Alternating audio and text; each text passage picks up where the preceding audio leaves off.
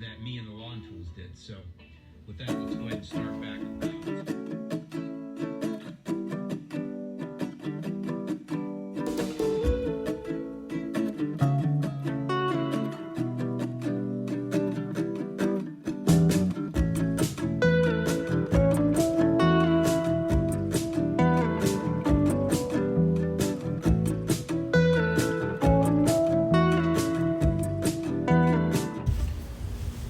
Hey, what's up guys? Lance, the king of the lawn, and I am coming to you for my first video ever. This video right here is going to talk about what I'm doing for the fall, how I'm going to set my yard up for success through the rest of the year and then starting into the new year. Everything that I do in my lawn is DIY. I do it all myself. This video is for people that are doing it on their own too. This whole channel is going to be about DIY stuff that you can do on your own with limited resources. So that's how I kind of roll with everything. I have just limited resources. I do everything the best of my ability, and I'm going to teach you how to do the same things. So the next thing you're going to see in this video is me talking about the stuff that I purchased for this fall and what's going to be happening the rest of the year, and hopefully this will help you out some. So one thing I've been having a big problem with this year is the Bermuda grass in my lawn. I have a tall fescue lawn. Both my neighbors on both sides have a Bermuda grass lawn, so it really tries to creep in on both sides of the lawn. They also sometimes throw their clippings back on my lawn, which leaves little runners and stuff out there that sometimes try to tack down and take off again. So I'm constantly fighting some type of Bermuda grass in my lawn. And not only that, before I renovated my lawn, it was a Bermuda grass lawn, and that stuff is hard to kill, guys. So I constantly have this little battle with Bermuda grass, mainly in my front yard, not so much in my backyard. But I saw the Lawn Whisperer use this combination, and so I'm gonna try it out and see how it goes. I did buy the triclopyr ester to see if that is going to work, and then I also got the Fulsade. I'm not sure how to say it, guys, so you know, somebody can tell me how to do that, that'd be awesome. Two here, he did a combination on his channel with the Lawn Whisperer where he did 3 ounces per gallon of each and then sprayed it, and it looked like it turned out really well. So I'm going to try that on the spots. I've tried several different stuff to kill that Bermuda or keep it under control, and it's just not worked. So I'm going to try this. I've done a lot of research, and this seems to be the way to go. So we're going to see how that turns out. I'll show you that in the lawn as well, where the Bermuda grass is at. These are also new products to me, guys. These are something that I'm really excited to start using. This is the Green County Next products. I'm pretty excited about these because they're really sought after in the lawn care community on YouTube. There's a lot of YouTubers out there that really enjoy using these. They seem like they do a really good job, and there's a lot of endorsement behind them. So I thought I would give them a shot here in my yard. The main reason I picked this package with the Aerate, the Humic 12, the Microgreen, and the RGS is because my soil is like a stone, guys. It is so hard, and it's been that way since I moved in. There's a lot of compaction that goes in certain areas where you can barely even put a screwdriver like 2 inches into the ground. It is very, very difficult to get root stimulation in any of that. So I'm hoping the RGS, the Humic 12, and Aerate really help with that. A big deal with this for me is when I renovated, I did everything how you're supposed to renovate. I had a Bermuda lawn. I killed off the Bermuda, I scalped it down to nothing, and I tilled it because I needed to re-level different parts of the lawn. And in that process, when I was using the tiller, I did everything you're supposed to do. The ground was moist. It was still like tilling through concrete, and it was so hard to level different spots. It was so difficult. So I'm hoping that this right here will bring some life into my soil. We'll see how it goes. Luckily in Tennessee, we can work on cool season grass almost year round. We kind of have to lay back a little bit about midsummer because of the heat and everything, and try to back off and spoon feed it a little bit, which I'm happy to be using these because maybe that'll help in the spoon feeding process to keep it going. I'm going to try these this year, so stay tuned, keep watching the videos, and we're going to go over the results of these and see how well they do. This is something new for me also, guys. This is something that I'm going to try this year. This is the Carbon X DIY. This is something I ordered from Yard Mastery.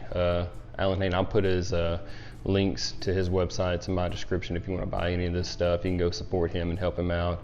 He also sells peat stuff for GCI turf, and I ordered everything through that. So you're just helping the community when you buy through them. But this guy right here, I'm hoping is really going to bring the soil to life. I probably need more nitrogen in my soil. It has been so rainy this year and so hot.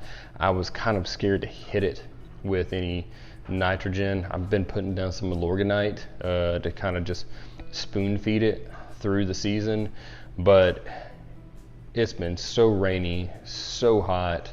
It's been about 100 degrees since June, which is abnormal for Tennessee. Usually we stay in the mid 80s all the way up to the end of July or August. So it's been a rough summer for the yard, guys, and you'll see that in some footage that I'm going to show you later on in this video. But this stuff right here is supposed to be amazing. It's supposed to help your soil, and it's supposed to give you a pretty good color pop to your grass as well. So we're going to see how that turns out, and I'll show you a video of that once we put that down also. All right, guys, this is the big reveal. This is the type of grass seed I'll be overseeding with this year. This stuff is amazing. This is GCI Turf Cool Blue. I've never used the Cool Blue before, but last year I overseeded with the Turf Type Tall Fescue, and it turned out amazing. The year before that, I renovated my yard completely. I put down LS Firecracker tall fescue, which is kind of a finer fescue, is very drought resistant. So I started there because it's very hot in Tennessee. But what I've ran into now is that I only have one type of grass. I have tall fescue in my lawn, and whenever it's hot and wet like it is in Tennessee and Middle Tennessee all the time, you get a lot of disease issues, and that's what I ran into this year. So I decided to go with the tall fescue and Kentucky Blue mix and see how that does in my yard. Hopefully we get enough rain that the Kentucky bluegrass will hold up really well through the heat. I think it will, because I cut really high. I cut at least 4 inches always. So I think the Kentucky bluegrass is going to be fine. So we're putting this down this year. We're going to see how it goes.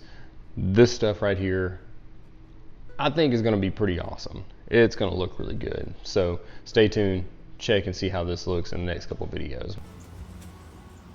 Okay guys, so here's what the yard looks like out here. It's pretty droughted out right now, guys. It has been pretty dry the last week or so. This is one of my big problem areas. It is every year. I get heat stress next to the pavement here, and not only that, I end up with something that goes on here every time, and it's kind of funny because all the water pools to here, right in this corner of my drive. And if you come out through here, you'll see I got a lot of Bermuda kind of poking its head up through here, which is loving all this weather the way it is. This right here is extra brown right now because of some brown patch that was in it, and I got some preventer put onto that, and kind of stopped it before it got too bad, but it still did die out because of the heat and the stress that it was under. This right here is always a problem area for me. This is where I'm hoping to have the most results with the Humic 12, so hopefully this will get better as we go. One big problem I have up through here, because it does die out, is the Bermuda grass comes through. Got a little bit of nut sedge everywhere through here, guys, so it's going to be a lot of work, but it'll come back. We're about to get to our cool season here in Tennessee, and it's going to be probably pretty rainy too. It always is, and once that happens, it's going to look great, guys. It will not look like this by October. If you come over here, this is always a problem. There's by the road again, by the concrete, so it always droughts out first. As I was talking about before, both my neighbors have a Bermuda lawn, and so that Bermuda lawn definitely affects what is grown over here. Looks like they threw a little grass onto my lawn. Theirs is very tall, and it happens, guys. That's where we deal with the Bermuda pieces that pop up all the time. More nut sedge, constantly popping nut sedge. I don't know exactly why. Bermuda and nut sedge, that's what I'm plagued with, guys. So This is what the yard looks like on the front. I'll save the backyard for another video. The backyard is kind of easy child to work with. It is very shaded most of the time because how the house sits and how the sun goes over. So really don't ever have a problem with that. The front yard is always the problem child. Look at all this Bermuda. I don't know if you can see that. Oh yeah, you can definitely see it. All this Bermuda, but we got something for it. We're gonna take it out. All right, guys, so I know it looks like the yard is way too far gone, but I promise it's not. If you just wait and see, October 31st, this yard is gonna look amazing. So to do that, I need you to subscribe to the channel, I need you to hit the like button, comment below, hit the notifications, and I will see you in the next video. The King of the Lawn is signing out.